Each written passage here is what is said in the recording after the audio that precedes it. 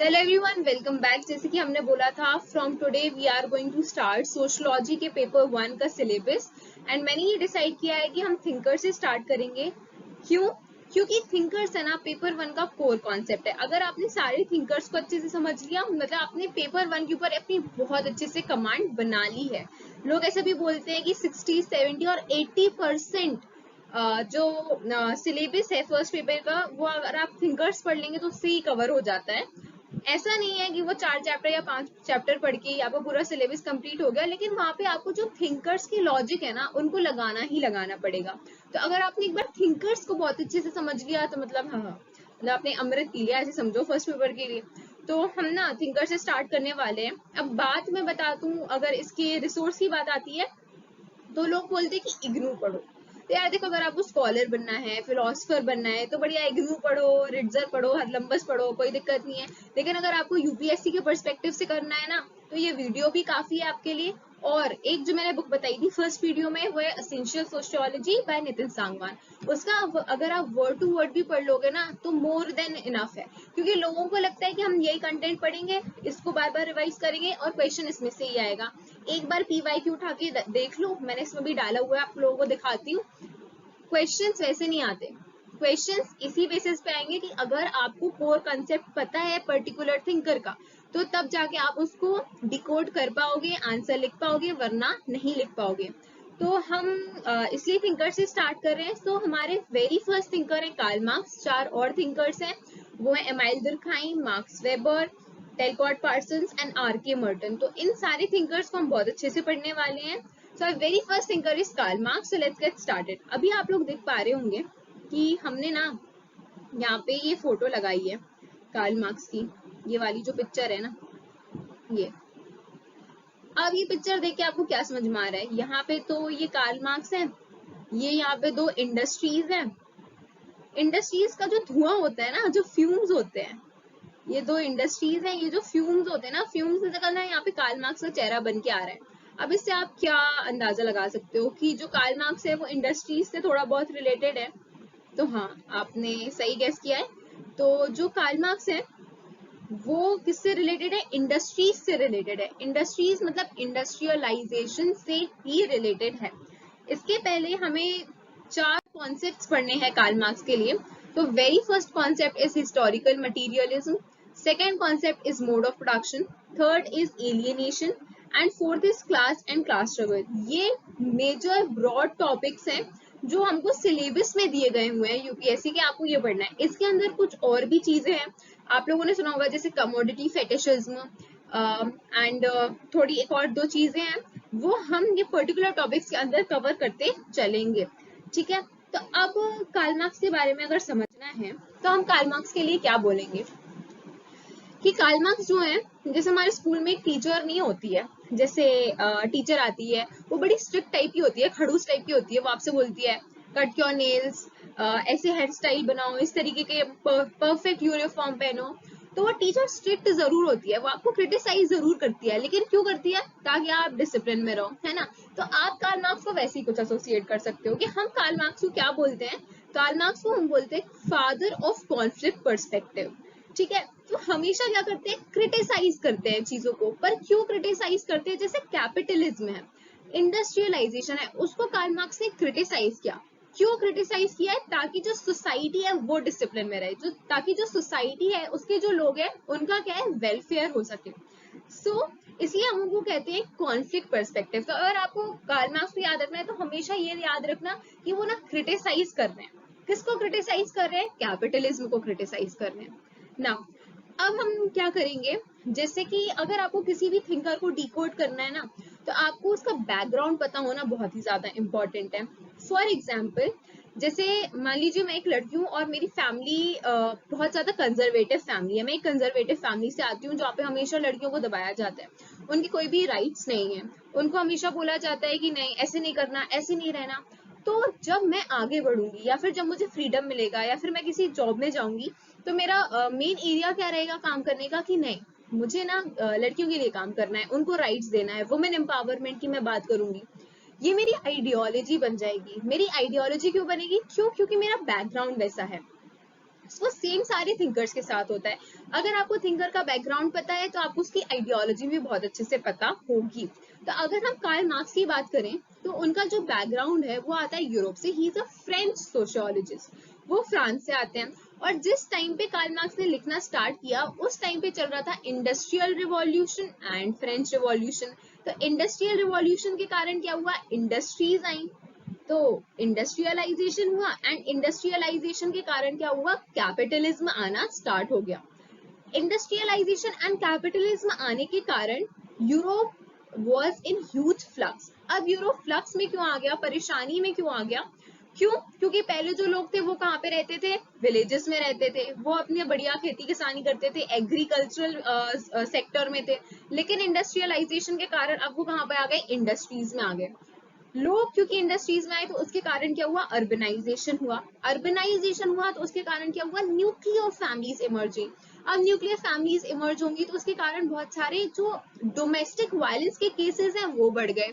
अब आप लोगों को पता होगा, जैसे सिंपल सी बात है, अगर आप वर्कर हो तो एक इंडस्ट्रियलिस्ट और वर्कर में कितना फर्क होता है ना। तो वर्कर आज की दुनिया में और तो भी नहीं कमा पाता अपने बेसिक सस्टेनेंस के लिए। तो उस टाइम पे जब इंडस्ट्रियलाइजेशन का स्टार्ट हुआ था तो वर्कर कैसे कमा सकता है, तो उसको अपने बेसिक नीड्स फुलफिल करने के लिए भी बहुत ज्यादा प्रॉब्लम्स फेस करनी पड़ रही थी, बहुत ज्यादा प्रॉब्लमेटिक सिचुएशन थी। तो क्या हुआ, बहुत ज्यादा पॉवर्टी हो गई, बहुत ज्यादा हंगर हो गया। जो पूरा सोशल ऑर्डर था ना, सब कुछ जो अच्छे से चल रहा था वो पूरा सोशल डिसऑर्डर में कन्वर्ट हो गया। सो इंडस्ट्रियलाइजेशन एंड कैपिटलिज्म के कारण क्या हुआ, यूरोप में बहुत ही ज्यादा डिसऑर्डर फैल गया। People were full of misery and they were suffering. ठीक है, तो कार्ल मार्क्स ने यही देखा, तो वो कहते हैं क्योंकि इंडस्ट्रियलाइजेशन एंड कैपिटलिज्म आया यूरोप में तो उसके कारण जो लोग हैं उनको सफर करना पड़ा। इसलिए ही always criticise what capitalism and industrialisation. अब अगर कोई भी इंसान किसी चीज को क्रिटिसाइज कर रहा है तो उसकी आइडियोलॉजी ऑब्वियसली उसके अगेंस्ट में हो जाएगी। सो उनकी आइडियोलॉजी है क्या, that he was opposed to capitalism। ठीक है, ये तो बहुत इजी है, समझ में आ गया। सेकेंड चीज है radical ideas. What are radical ideas, radical ideas का मतलब होता है कि प्रेजेंट में जो सोसाइटी में चल रहा है उसको आप चेंज करो। प्रेजेंट का जो स्ट्रक्चर है उसको चेंज करने वाले जो आइडियाज होते हैं ना उसको हम रेडिकल आइडियाज बोलते हैं। तो उनका क्या कहना था कि आप कैपिटलिज्म को बदलो, कैपिटलिज्म को बदल के सोशलिज्म को लेकर आओ। And he was known as the father of conflict perspective that I have told you। तो कार्ल मार्क्स की आइडियोलॉजी समझ में आ गई। अगर कोई भी कॉन्सेप्ट आता है तो हमेशा ये याद रखना, जो मेन चीज है, जो सारे कॉन्सेप्ट है ना कार्ल मार्क्स के, वो इसी चीज के इर्द गिर्द घूमते रहते हैं कि उन्होंने ना कैपिटलिज्म को क्या किया है, अपोज किया है। उनके लिए कैपिटलिज्म बहुत ही ज्यादा बुरी चीज है। उसके कारण क्या हुआ, लोगों को सफर करना पड़ा। So it is not good. As being a sociologist, capitalism उनके लिए एक सही जो पॉलिसी है सोसाइटी को चलाने के लिए वो नहीं थी। नाउ नेक्स्ट, अब ये देखो, ये मैंने पिक्चर लगाई है आप लोगों को समझने के लिए कि मान लीजिए ये जो डॉक्टर साहब है ना, ये कौन है, ये कार्ल मार्क्स है, ये है कार्ल मार्क्स। और वो कह रहे हैं, और ये जो है ना ये सोसाइटी है, अर्थ की जगह आप समझ लो कि सोसाइटी है या फिर अर्थ ही समझ लो। तो कार्ल मार्क्स जो है वो उसकी हालत देख के पूछ रहे, अरे भाई साहब अभी कल तक तू अच्छा था, ये तेरे को क्या हो गया, है ना। तो वो सोसाइटी है जो वो बोल रही है कि यार क्या करें, लोगों ने ना इंडस्ट्रीज लगा ली है, कैपिटलिज्म आ गया है, इतना ज्यादा पॉल्यूशन हो रहा है, पूरा सोशल डिसऑर्डर हो गया है, सोसाइटी में सब कुछ चेंज हो गया, अब देखो मेरी हालत ऐसी हो गई है। तो आप ये देख ही सकते हो कि कार्ल मार्क्स का रिएक्शन क्या है ये देखने के बाद। अरे बाप रे, ये तो बहुत ही ज्यादा गलत किया। ठीक है, अब वो बोल रहे हैं that I am afraid you have capitalism. हाँ भैया, कि आपको कैपिटलिज्म की बीमारी हो गई है, तो मेरे को तो आपसे डर ही लग रहा है कि आप इससे कैसे ही छूट सकते हो। क्यों, क्योंकि कैपिटलिज्म जो है ना वो नेगेटिव साइड में दिखाया हुआ है कार्ल मार्क्स ने, कि इसका हमेशा ना नेगेटिव इफेक्ट रहा है सोसाइटी पे। इस ये जो पिक्चर है ना, इससे आप बहुत अच्छे से ध्यान में रख सकते हो कि कार्ल मार्क्स का क्या सोचना है about the effect of capitalism on society.